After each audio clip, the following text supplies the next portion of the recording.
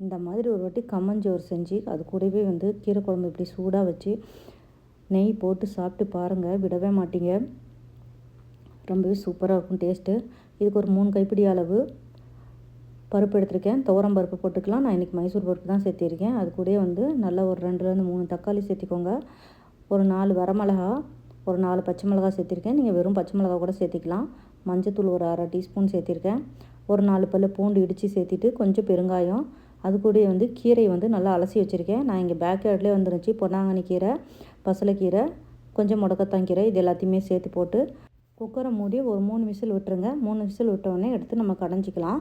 மத்துலேயே கடைஞ்சிக்கலாம், அவ்வளோதான். மத்தில் கடைஞ்சிட்டு நம்ம வடகம் போட்டு தாளித்தோம்னா அவ்வளோதான், கீரை குழம்பு ரெடி ஆகிடும். சுட சுட கீரை குழம்பும் கம்மஞ்சோறும் அவ்வளோ அருமையாக இருக்கும் டேஸ்ட்டு. கம்மஞ்சோரோட ரெசிபி வீடியோ லிங்க் கொடுக்குறேன், செக் பண்ணி பாருங்கள்.